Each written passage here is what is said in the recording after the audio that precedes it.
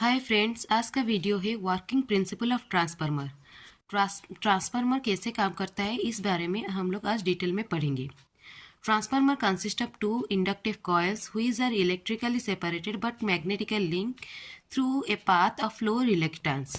Transformer क्या है, किससे बना है? दो इंडक्टिव कॉइल से बना है। ये जो दो वाइंडिंग है वो दोनों क्या है, इंडक्टिव कॉइल से। तो ये दोनों क्या है ना, इलेक्ट्रिकली सेपरेटेड, मतलब ये वाला कॉइल इसके साथ कोई ऐसा कोई कॉइल नहीं है, ये फिर ऐसा कोई वायर नहीं है जो इसके साथ कनेक्टेड है। तो electrically they are separated, they are not connected but magnetically link through a low reluctance, path of low reluctance. तो ये दोनों जो सर्किट हैं दो क्या है ना, इलेक्ट्रिकली कनेक्टेड नहीं है बट मैग्नेटिकली कनेक्टेड है through a magnetic core of path low reluctance. इन ये जो मैग्नेटिक कोर है इसका रिलक्टेंस क्या है, कम है। तो ट्रांसफार्मर क्या है, दो इंडक्टिव कॉइल से बना हुआ है जो कि इलेक्ट्रिकली कनेक्टेड नहीं है बट मैग्नेटिकली कनेक्टेड है। तो ये मैग्नेटिकली कैसे कनेक्टेड है और इस सर्किट का इलेक्ट्रिकल एनर्जी कैसे इस सर्किट में आ रहा है, इस बारे में इस टॉपिक में पढ़ेंगे। ठीक है। The winding coils of a transformer behave as an inductor। तो ये जो वाइंडिंग कॉयल है, ये जो वाइंडिंग कॉयल है वो क्या कर रहा है, किस तरह बिहेवियर कर रहा है, वो एक इंडक्टर की तरह बिहेवियर कर रहा है। Due to its property of self inductance, इसका एक सेल्फ इंडक्टेंस होता है। तो इसका यही सेल्फ इंडक्टेंस के प्रॉपर्टी की वजह से ये एक इंडक्टर की तरह काम करता है। तो इंडक्टर की तरह काम करने से क्या होता है, when an alternating current flow through the coil, जब एक हम लोग अल्टरनेटिंग सप्लाई देंगे तो अल्टरनेटिंग करंट इसके अंदर जब फ्लो करेगा, it creates a changing magnetic field. तो ये क्या करेगा, एक चेंजिंग मैग्नेटिक फील्ड एक क्रिएट करेगा। तो एम्पियर्स लॉ के हिसाब से हम लोग क्या पढ़े थे, कभी कोई भी एक कंडक्टर में अगर करंट फ्लो हो रहा है तो उसके चारों ओर क्या होगा ना, मैग्नेटिक फील्ड जनरेट होगा। तो उसके चारों ओर क्या होगा, मैग्नेटिक फील्ड जनरेट होगा। तो ट्रांसफार्मर में अगर हम लोग एक अल्टरनेटिंग करंट दे रहे हैं तो फिर ये एक कंडक्टर है ना, इसके चारों ओर एक फ्लक्स जनरेट होगा। हम लोग जब अल्टरनेटिंग करंट दे रहे हैं तो फिर ये जो फ्लक्स जो जनरेट होगा वो भी क्या होगा ना, अल्टरनेटिंग होगा। Changing magnetic field, alternating flux means changing magnetic field एक जनरेट होगा। तो चेंजिंग मैग्नेटिक फील्ड की वजह से क्या होता है, एक it creates a changing magnetic field which induces voltage in the coil according to the Faraday's law.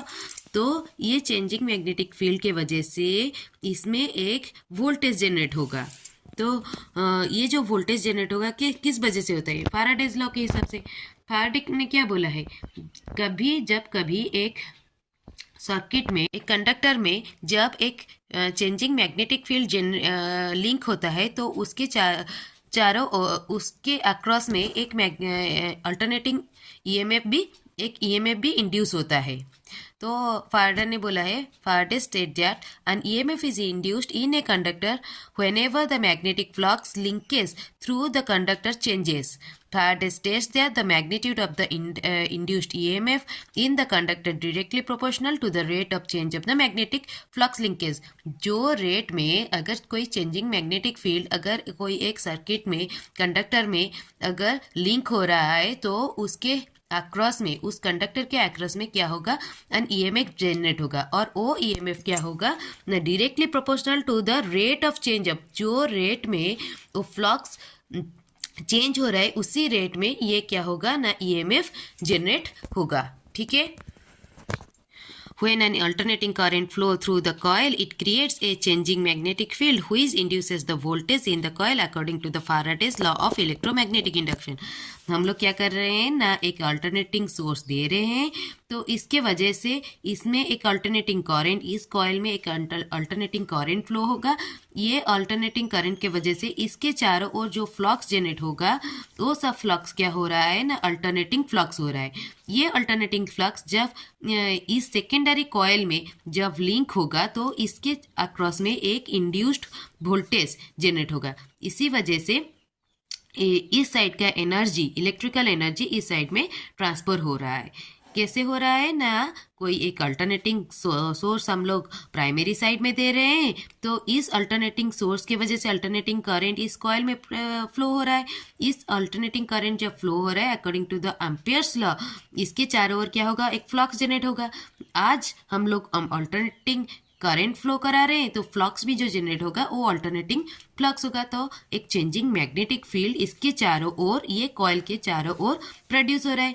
ये जो चेंजिंग मैग्नेटिक फील्ड क्या कर रहा है ना, इसके रीजियन में सेकेंडरी कॉइल भी आ रहा है। तो सेकेंडरी कॉइल ये चेंजिंग मैग्नेटिक फील्ड के रीजियन में आ रहा है, लिंक में आ रहा है।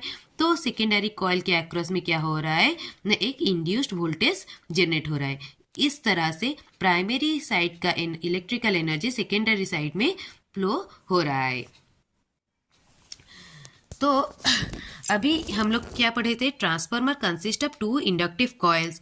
तो ट्रांसफार्मर क्या हो रहा है, जो कॉइल दोनों है वो क्या है, इंडक्टिव कॉइल है। क्यों, क्योंकि इसका सेल्फ इंडक्टेंस के प्रॉपर्टी के वजह से हुई सर इलेक्ट्रिकली सेपरेटेड। हम लोग देखे हैं कि इसमें कोई भी कनेक्शन नहीं है, but they are magnetically magnetically link है through a path of low reluctance. तो ये जो मैग्नेटिक कोर है वो क्या है, उसका रिलक्टेंस क्या है, लो है। तो ये रिलक्टेंस होता क्या है, reluctance is the property of the material that is magnetic equivalent of electrical property of resistance। reluctance एक मैग्नेटिक प्रॉपर्टी है, वो मेटेरियल का एक प्रॉपर्टी है जो कि मैग्नेटिक प्रॉपर्टी है। वो किसके साथ इक्विवेलेंट है, किसके साथ मतलब एक टाइप का सिमिलर है, इलेक्ट्रिकल प्रॉपर्टी रेजिस्टेंस के साथ ये वो सिमिलर है। रेजिस्टेंस जैसे इलेक्ट्रिकल सर्किट में रेजिस्टेंस का काम जैसे ही होता है, उस तरह से मैग्नेटिक सर्किट में रिलक्टेंस का भी काम वैसे ही होता है। The low reluctance the easier it is for the magnetic flux to flow through the core material. मतलब जितना रिलक्टेंस अगर कम होगा, magnetic flux maximum magnetic flux क्या होगा, उस कोर मटेरियल में फ्लो होगा। The low reluctance the easier it is for magnetic flux के लिए वो इजी हो जाएगा flow through the core material. जितना कम रिलक्टेंस होगा, maximum amount of magnetic flux उस कोर के अंदर फ्लो होगा। अभी हम लोग देखते हैं, तो एक इलेक्ट्रिकल सर्किट ले लिए, इसमें एक सेल लगा लिए, मतलब बैटरी लगा लिए। तो इसके वजह से क्या होगा, cell produces EMF that is E. तो इसके वजह से क्या हो रहा है ना, करंट फ्लो हो रहा है, electrical circuit produces current I. और ये इस वायर में एक रेजिस्टेंस होता है, resistance R of the wire. तो आर क्या होता है, ई बाय आई। तो जितना रेजिस्टेंस कम होगा, करंट उतना ज़्यादा फ्लो करेगा। जितना रेजिस्टेंस कम होगा उतना करंट ज़्यादा फ्लो करेगा। वैसे ही मैग्नेटिक सर्किट में हम लोग क्या कर रहे हैं, एक एसी सप्लाई दे रहे हैं। एसी सप्लाई की वजह से एक एसी करंट इस कॉइल में फ्लो होगा। इसके वजह से एक अल्टरनेटिंग मैग्नेटिक फील्ड जनरेट हो रहा है। वो फ्लक्स क्या हो रहा है ना, इस कोर का जितना भी रिलक्टेंस अगर कम होगा, तो maximum amount of magnetic flux इस कोर के अंदर पास करेगा। Magnetic circuit produces flux. Magnetic circuit क्या कर रहा है ना, ये फ्लो करा रहा है, फ्लक्स को फ्लो करा रहा है। तो ये जो जितना अमाउंट का फ्लक्स फ्लो होगा, किसके ऊपर डिपेंड करेगा ना, रिलक्टेंस ऑफ द कोर। ये कोर का रिलक्टेंस कितना है, जितना कम रिलक्टेंस होगा उतना फ्लक्स, ज़्यादा फ्लक्स इसके अंदर, इस कोर के अंदर फ्लो करेगा। Reluctance R M of the core, R M is equal to M M F by magnetomotive force. EMF क्या होता है, इलेक्ट्रोमोटिव फोर्स। ये क्या होता है, मैग्नेटोमोटिव फोर्स। मैग्नेटोमोटिव फोर्स जितना magnetomotive force divided by flux. जितना हमारा कम रिलक्टेंस होगा उतना मैक्सिमम अमाउंट ऑफ फ्लक्स क्या करेगा ना, इस कोर के अंदर फ्लो करेगा। If one coil is connected to a source of alternating voltage and alternating flux is set up in the laminated core, most of which is linked with the other coil in which it produces the mutual induced EMF. According to the Faraday's law of electromagnetic induction, E equals to mdi/dt। तो क्या हुआ, in a coil, if a coil is connected to a source of alternating voltage. जब एक coil क्या हो रहा है ना, अल्टरनेटिंग वोल्टेज सोर्स में कनेक्ट हो रहा है, an alternating flux is set up in the laminated core. तो ये इसके चारों ओर क्या होगा, एक अल्टरनेटिंग फ्लक्स जनरेट होगा, तो जनरेट होगा। और इसमें इसका क्या है, लोअर रिलक्टेंस पाथ है। लोअर रिलक्टेंस पाथ की वजह से मैक्सिमम अमाउंट ऑफ फ्लक्स क्या हो रहा है, ये मैग्नेटिक कोर के अंदर जाएगा। ठीक है, setup in the magnetic core most of which is linked with the other coil in which it produces mutual induced EMF. तो ये जो फ्लक्स क्या हो रहा है इधर इस मैग्नेटिक कोर से इस कॉइल में क्या हो रहा है, लिंक हो रहा है। तो मैं according to the Faraday's law of electromagnetic induction के रूल के हिसाब से इसमें इसके अक्रॉस में एक ईएमएफ जनरेट होगा, जिसको कि क्या बोलेंगे ना, म्यूचुअल इंड्यूस्ड ईएमएफ।